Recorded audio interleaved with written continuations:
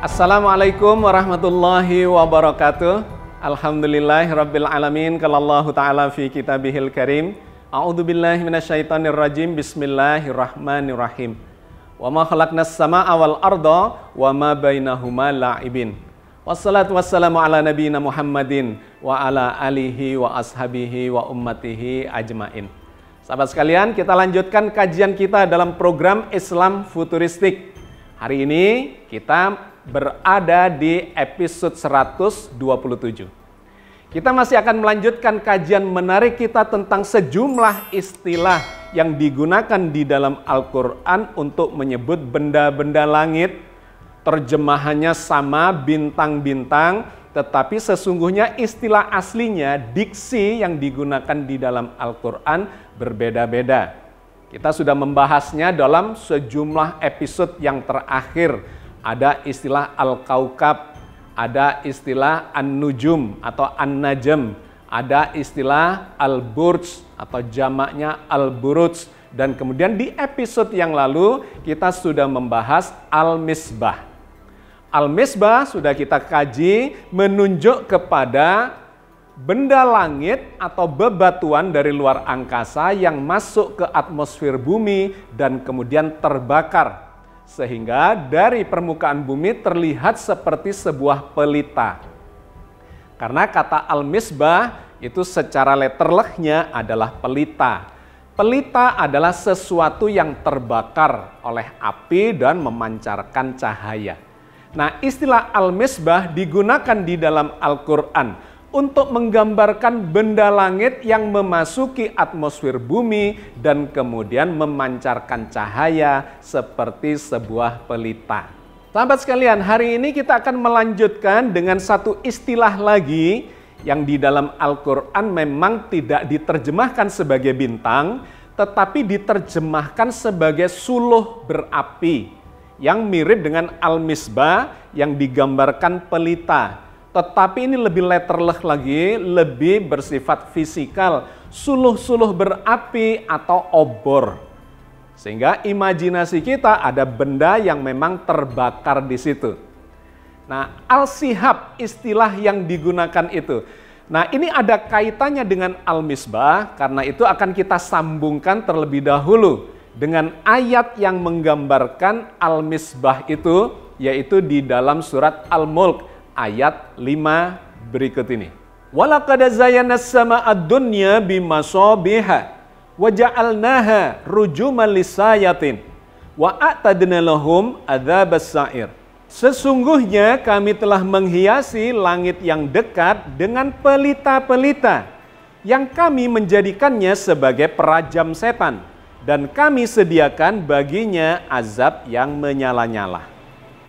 Terkait dengan ayat ini, ada yang mempertanyakan di dalam forum kita, yang dimaksudkan dengan setan di situ sesungguhnya apa? Apakah itu sosok ataukah itu menunjuk kepada karakter?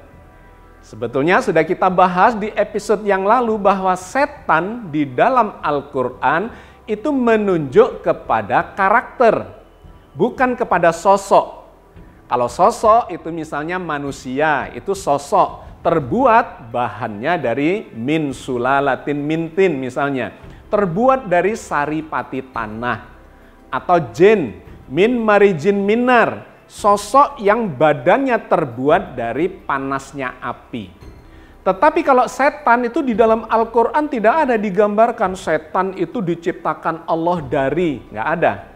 Setan itu lebih menunjuk kepada karakter, kepada sifat, kepada peristiwa, kepada potensi, bukan sosoknya. Sehingga di dalam Al-Quran ada istilah minal jinnati wan nas. Setan itu bisa berupa sosoknya jin atau sosoknya manusia. Ya, ini menjadi poin penting untuk melakukan pemahaman terhadap ayat-ayat yang menggunakan diksi atau istilah setan. Dia bukan sosok, meskipun kemudian kadang-kadang langsung digunakan secara personifikasi. Ketika disebut setan, maka itu mewakili sosok tertentu, tetapi penekanannya sesungguhnya bukan pada sosoknya, melainkan pada sifat jahatnya. sifat-sifat yang merusak, yang merugikan, yang negatif, dan seterusnya. Nah, terkait dengan Al-Misbah ini atau surat Al-Mulk ayat 5 ini, di situ ada istilah atau ada kalimat yang berbunyi rujumal lisayatin, sebagai perajam setan. Nah, setan yang dimaksudkan di sini sesungguhnya bukan sosok, tetapi kepada peristiwa atau kepada potensi buruk yang mengikuti peristiwa yang terjadi. Peristiwa apa yang digambarkan pada ayat ini? Kita bisa melihatnya pada kalimat yang pertama, inna zayyana sama'ad dunya bimasobiha. Sesungguhnya Allah menghiasi sama'ad dunya, langit yang dekat, maksudnya adalah atmosfer, bimasobiha, dengan pelita-pelita atau misbah-misbah itu. Jadi yang menjadi subjek dari ayat ini atau kalimat ini sesungguhnya bukan al-misbah atau masobih, karena masobih ini justru menjadi objek di situ. Dalam frase kalimat yang pertama, zayyana sama'ad dunya bimasobiha. Allah menghiasi langit dekat dengan masobih. Jadi yang menjadi subjek dari kalimat ini sesungguhnya adalah frase itu.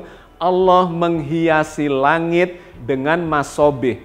Peristiwa di mana Allah menghiasi langit yang dekat dengan masobih itulah yang kemudian digambarkan di kalimat berikutnya. Waja'alnaha rujumal lisayatin. Dan Allah menjadikannya, bukan menjadikan masobih, tetapi menjadikan peristiwa di mana Allah menjadikan pemandangan langit dekat penuh dengan masobih itu. Waja'alnaha, jadi hanya ini menunjuk kepada peristiwa, bukan kepada masobihnya.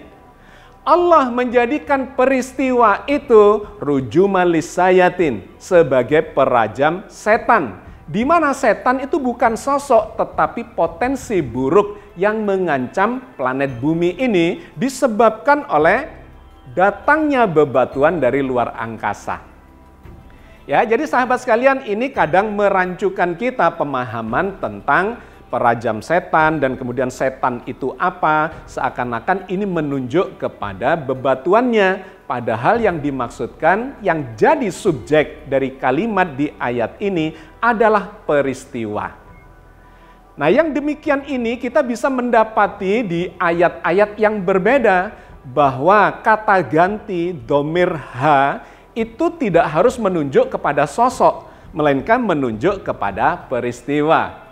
Misalnya kita ambil contoh yang senada dengan itu, ada di dalam surat Al-Baqarah ayat 66. Faja'alnaha nakalan lima baina yadayha wa ma khalfaha wa mau'idatan lil muttaqin.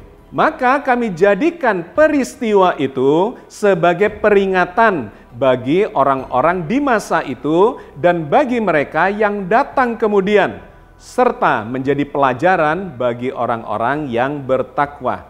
Faja'alnaha nakalan lima baina yadayha wa ma khalfaha. Maka Allah menjadikannya, peristiwa itu yang diceritakan di ayat sebelumnya, sebagai peringatan bagi orang-orang di zaman dahulu dan zaman sesudahnya.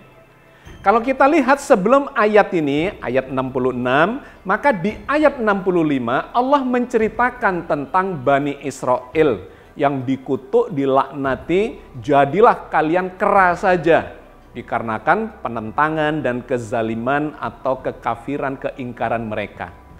Nah, di ayat 66 ini Allah menggunakan kata yang sama dengan yang kita bahas di surat Al-Mulk ayat 5 itu. Bahwa Allah menjadikannya, peristiwa itu, sebagai peringatan. Jadi sahabat sekalian, kata ha sebagai dhamir atau kata ganti orang ketiga yang digunakan itu bukan menunjuk kepada sosok, melainkan menunjuk kepada peristiwa. Oke sahabat sekalian, mudah-mudahan ini bisa mengklarifikasi pertanyaan dari sahabat kita di dalam forum yang mempertanyakan surat Mulk ayat 5. Bahwa itu menunjuk kepada peristiwa yang membawa potensi setania, dan terkait dengan peristiwa rujuman lisayatin itu, maka hilanglah potensi buruk disebabkan bebatuan yang menyerang bumi masuk ke atmosfer itu terbakar dan kemudian tidak sampai jatuh ke permukaan bumi. Nah, yang kemudian menarik, ada peristiwa yang kurang lebih sama di lapisan-lapisan atmosfer itu, terbakarnya bebatuan, tetapi digambarkan dengan istilah yang berbeda, yaitu Al-Shihab. Di mana Al-Shihab ini kita dapati di dalam Al-Quran ada 7 kali digunakan. Sehingga kita bisa mendapatkan gambaran yang lebih komprehensif terkait dengan makna Al-Shihab itu. Yang pertama, Allah berfirman di dalam surat An-Naml ayat 7. Idz qala Musa li ahlihi inni anastu naro sa'atikum minha bi khabarin au atikum bisyihabin qabasil la'allakum tastolun. Ingatlah ketika Musa berkata kepada keluarganya, sungguh aku melihat api, aku akan membawa kabar tentang itu kepadamu, atau aku akan membawa suluh api kepadamu agar kamu dapat berdiam menghangatkan badan di dekat api itu. Ayat ini memberikan makna dengan jelas terkait dengan istilah Al-Shihab itu. Bahwa yang dimaksudkan dengan shihab adalah obor atau suluh api, di mana digambarkan Nabi Musa melihat api di kejauhan sana dan kemudian mendatangi api itu untuk mendapatkan suluh atau bisa mendapatkan obor yang akan dibawa ke keluarganya yang kedinginan di malam hari supaya bisa menghangatkan diri mereka. Itu adalah makna yang pertama yang sangat eksplisit terkait dengan Al-Shihab. Nah, yang kemudian menarik, istilah Al-Shihab ini digunakan di ayat yang berbeda untuk menggambarkan benda yang ada di langit, yang muncul atau terlihat dari permukaan bumi seperti obor, seperti suluh api. Ini digambarkan diantaranya di surat Al-Hijr ayat 16 sampai 18. Walaqad ja'alna fis sama'i burujau wa zayyannaha linnadhirin. Dan sesungguhnya kami telah menciptakan gugusan bintang-bintang di langit dan kami telah menghiasinya bagi orang-orang yang memandang. Di ayat 16 ini Allah terlebih dahulu menceritakan tentang pemandangan langit nun jauh di sana yang tampak indah dengan istilah Al-Buruj yang sudah kita bahas di episode-episode yang lalu. Bahwa Al-Buruj itu menggambarkan untaian bintang-bintang yang berkelap-kelip di kegelapan malam seperti ratna mutu manikam atau seperti mutiara. Nah, di sini digambarkan Allah menghiasi langit itu burujau dengan Al-Buruj, dengan bintang-bintang yang tampak indah. Ini menggambarkan adanya pemandangan ke langit yang luas terkait dengan pemandangan indah, terkait dengan bintang-bintang yang berkerlap-kerlip di kegelapan malam. Kemudian dilanjutkan di ayat 17 terkait dengan pemandangan itu. Wa hafidznaha min kulli syaitonir rajim. Dan kami memeliharanya, pemandangan itu, dari setiap setan yang terkutuk. Nah, ayat ini kembali menggambarkan peristiwa, bukan sosok. Wa hafidznaha linnadhirin. Dan Allah menjaga pemandangan yang indah itu dari sifat-sifat setaniah yang merusak. Artinya, ada suatu mekanisme supaya pemandangan yang indah itu tidak terganggu ketika dilihat dari permukaan bumi. Ini tidak menunjuk kepada sosok bintang-bintangnya, melainkan kepada pemandangan, kepada peristiwa. Karena di ayat yang sebelumnya digambarkan wazayyannaha linnadhirin, dan kami menghiasi langit kegelapan malam itu bagi orang-orang yang memandang supaya terlihat indah. Sehingga di ayat ini kata ha itu menunjuk kepada peristiwa, situasi yang indah itu jangan sampai rusak terlihat dari permukaan bumi. Kemudian dilanjutkan di ayat 18. Illa manistaraqas sam'a fa'adbahu shihabum mubin. Kecuali ketika ada yang mencuri-curi dengar. maka akan ada suluh api yang terang mengikutinya. Ayat ini memberikan gambaran kepada kita bahwa pemandangan yang indah, yang terpelihara itu akan tetap terpelihara kecuali ada sesuatu yang mencoba merusak itu, mendekati suatu kawasan di mana itu menjadi batas pendengaran. Ini sangat menarik ketika kita kaitkan dengan lapisan-lapisan atmosfer yang nanti kita jelaskan pada bagian berikutnya. Sebelum kita menjelaskan lapisan atmosfer yang dimaksud itu, kita baca kembali ada satu ayat ya yang menggambarkan terkait dengan hal itu, yaitu di dalam surat As-Saffat ayat 6 sampai 10. Inna zayyana sama'ad dunya bizinatinil kawakib. Sesungguhnya kami telah menghiasi langit yang dekat dengan hiasan kawakib, benda-benda anggota tata surya. Wa hifdzam min kulli syaitonim marid. Dan kami telah memeliharanya dari setiap setan yang melampaui batas. La yasma'una ilal mala'il a'la wa yugdafuna min kulli janib. Mereka itu tidak dapat mendengar-dengarkan para malaikat dan mereka dilempari dari segala penjuru. Duhura walahum adzabu wasib. Untuk mengusir mereka dan mereka akan mendapat azab yang kekal. Illa man khatifal khatfa fa'atba'ahu shihabun thaqib.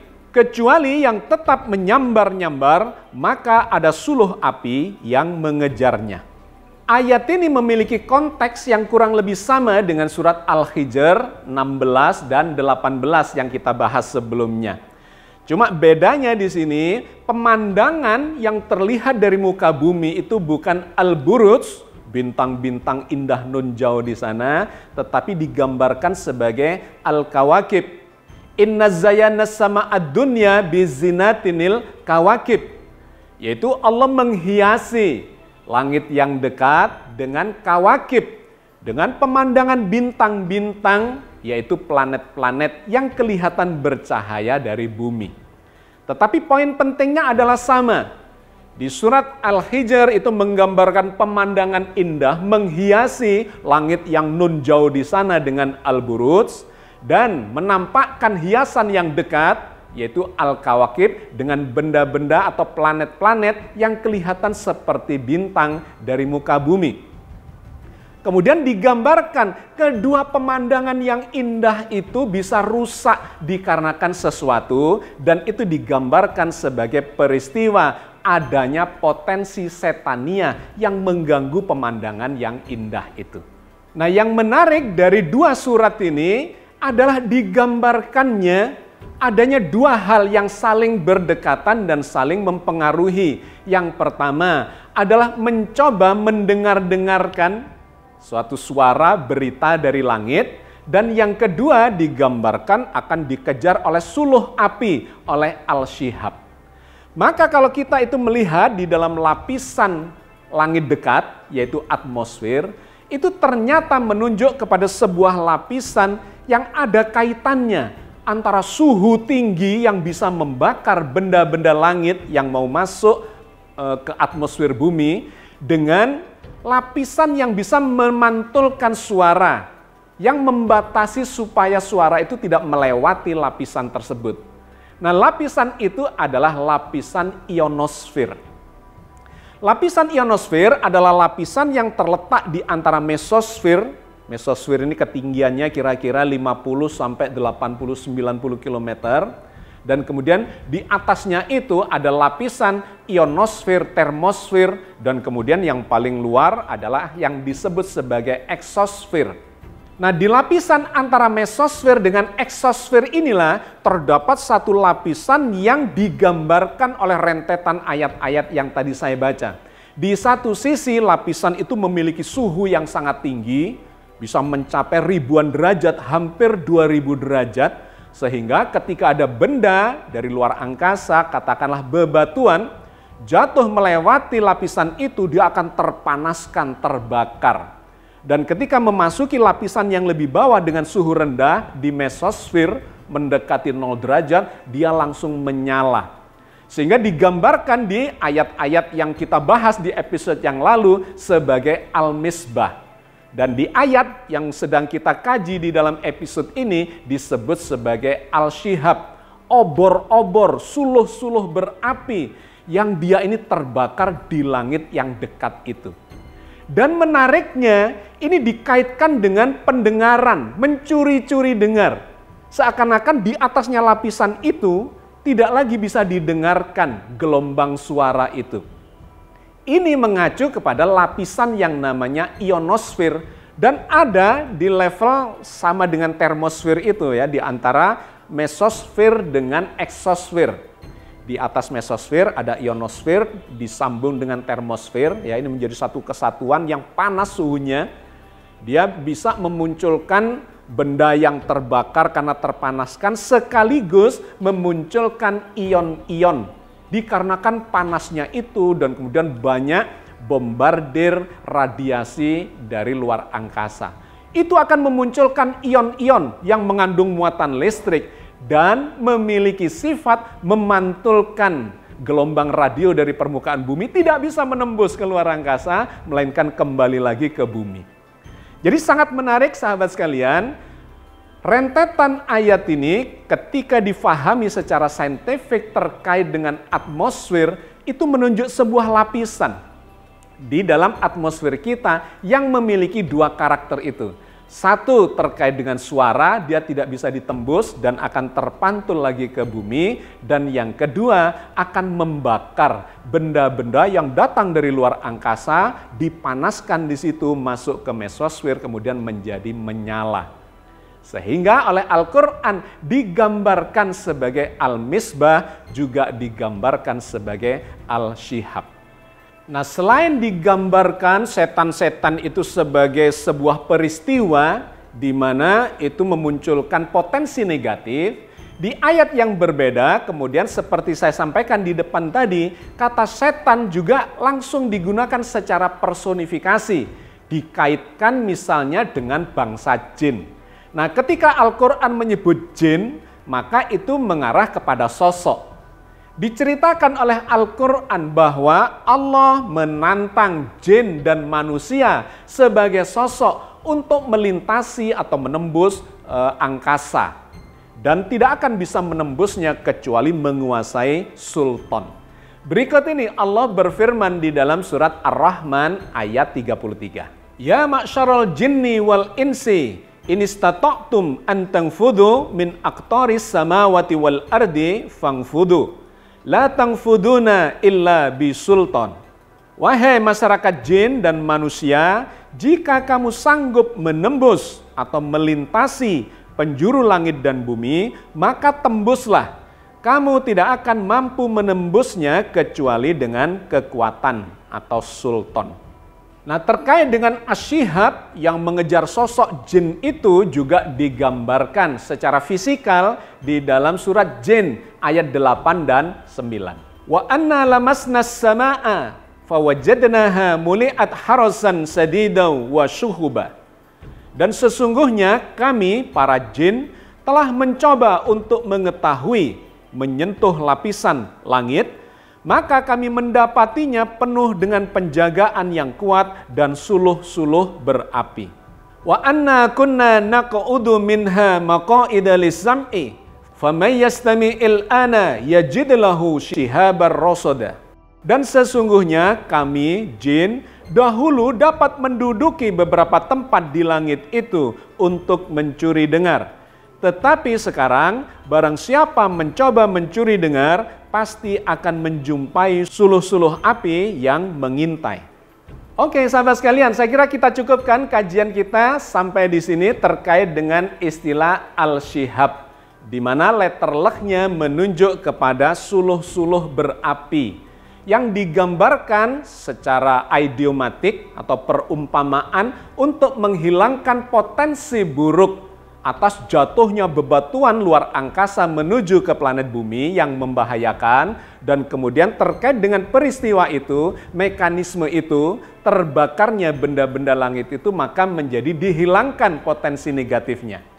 Dan yang kedua, ayat-ayat terkait dengan Asyihab juga menggambarkan secara fisikal, di mana kata Asyihab kemudian dikaitkan dengan bebatuan terbakar yang mengejar para jin, yang mencoba mendekati langit, di mana di situ ada batas langit yang gelombang suara tidak bisa menembusnya. Maka ini menunjuk kepada lapisan langit di termosfer itu yang bernama ionosfer. Oke, sangat menarik kajian kita terkait dengan istilah-istilah ini dan ditinjau dikaitkan dengan data-data ilmiah yang kita pahami terkait dengan astronomi, khususnya langit-langit yang dekat. Mudah-mudahan ini menambah kepahaman kita terkait dengan informasi dari dalam Al-Quran Al-Karim yang mulia. Amin ya rabbal alamin. Assalamualaikum warahmatullahi wabarakatuh.